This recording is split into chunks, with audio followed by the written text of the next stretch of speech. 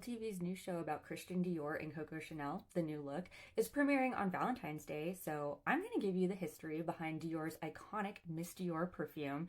And like a lot of the perfume histories that I've told you about from that time period, buckle up for some Nazis and some espionage. Starting way back, Christian Dior wanted to be an artist, but his father wanted him to be a diplomat. They compromised, with Dior starting an art gallery where he showed artists such as Salvador Dali and Pablo Picasso. Dior also had sold fashion sketches from childhood onward, and when his father died and the family business went under, so too did his gallery. But Dior was a big believer in clairvoyance, and a fortune teller read his palm and said, "You will suffer poverty, but women are lucky for you, and through them you will achieve great success." And as luck would have it, Robert Piguet, who I will talk about at length in another video, liked Dior's designs and hired him.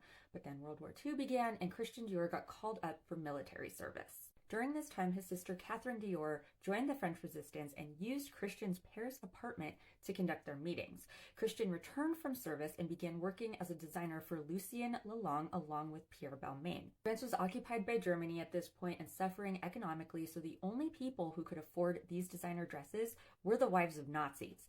Christian himself was a gay man and never publicly said anything in support of the Nazis, but academics are kind of divided on whether or not he was complicit. On the one hand, you do what you have to survive. On the other, could he have done something else? We'll never know. Okay, so he's dressing Nazi clients and his sister is hosting resistant meetings at his apartment. In 1944, her luck ran out and she was arrested and tortured so brutally that at first her family was told she was dead.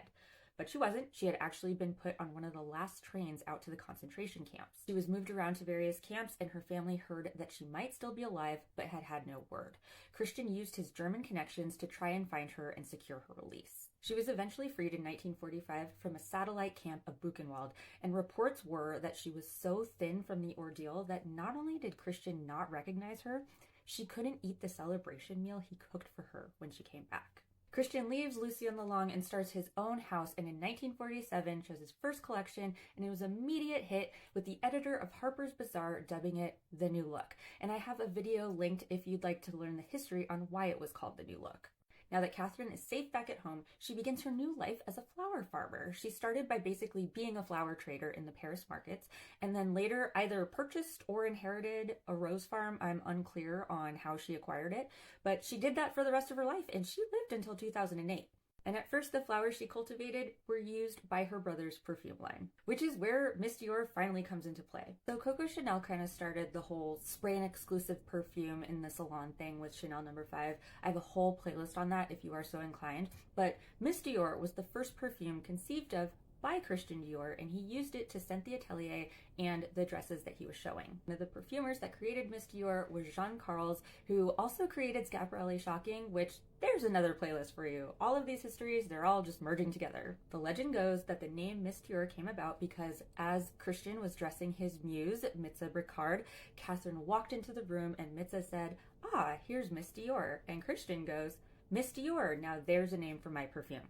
Back to The New Look, here is the synopsis of the first episode. So likely it's going to be dealing with Catherine's ordeal during the war, and I'm guessing that it will also be juxtaposed with Chanel signing over her company to Jewish brothers because, well, this is long enough, so go watch my Chanel playlist. Hope you enjoyed this video, and I hope that you have fun going down all of the rabbit holes that I just gave you.